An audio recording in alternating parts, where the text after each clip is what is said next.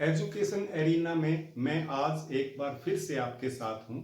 कक्षा 7 की एक्सरसाइज 2.4 लेके इस एक्सरसाइज में हम सीखेंगे भिन्नों की भाग करना। भिन्नों की भाग करना का मतलब एक भिन्न को दूसरे भिन्न से भाग करना। भाग करने से पहले हम एक चीज समझ लें कि भिन्न का व्युत्क्रम क्या होता है। व्युत्क्रम का क्या अर्थ है? जैसे 3/4 3/4 एक भिन्न है, उसका व्युत्क्रम मैं लिखना चाहूं या आप लिखना चाहें तो कैसे लिखेंगे? हम उसको पलट देंगे। पलट देंगे का मतलब अंश का हर बना देंगे और हर का अंश बना देंगे, तो वो उस भिन्न का व्युत्क्रम कहलाएगा। जैसे यहां 3/4 का व्युत्क्रम अगर मैं लिखूं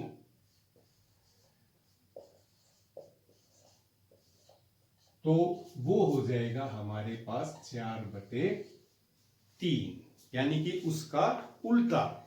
मतलब क्या है? अगर हम उस भिन्न को उसी भिन्न के व्युत्क्रम से गुणा करें तो उन दोनों का गुणनफल हमेशा 1 आएगा। उसे भिन्न का व्युत्क्रम कहते हैं।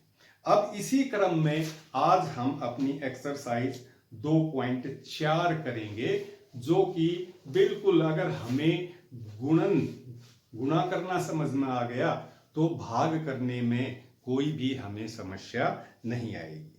जैसे अभी इसने एक सवाल पूछा, 12 को भाग दीजिए 3/4 से। 12 को भाग दीजिए 3/4 से। भाग का मतलब है इसको भाग करना है हमने। और भाग करते वक्त एक बात का विशेष ध्यान रखना है, भाग को गुणा में बदल दें और जिस संख्या से हम भाग कर रहे हैं उसके व्युत्क्रम से उसे गुणा कर दें तो वो भाग ही हो जाता है। जैसे यहां 12 को हम गुणा कर दें इसके व्युत्क्रम से 4/3 से, पलट के संख्या जिससे हम भाग कर रहे थे उस संख्या को पलट के उससे गुणा कर दें तो वो उस संख्या से भाग हो जाएगा। तो यहां अब 3 एकम 3 और 3 चौक 12, और क्या बच गया हमारे पास? 4 गुणा में 4। तो 12 को जब हमने 3/4 से भाग किया तो हमारे पास क्या आया? 16। अब भाग में और गुणा में एक ही अंतर है। गुणा अगर हमने सीख ली है तो भाग सीखना भिन्नों का कोई भी मुश्किल काम नहीं है। वो कैसे करना है कि हमें जिस संख्या से गुणा भाग करना है उसकी जगह हम भाग की जगह गुणा कर दें, और किससे गुणा कर दें? उस संख्या के व्युत्क्रम से गुणा कर दें, तो वो अपने आप में भाग हो जाएगा। जैसे अभी और मैं एक एग्जांपल करते हैं। 2/5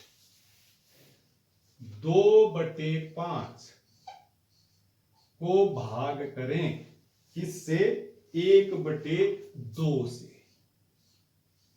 तो अभी मैंने बताया था कि इस संख्या को 2/5 को हमने भाग करना है 1/2 से, तो क्या करें? गुणा कर दें और उसके व्युत्क्रम से पलट के 2/1।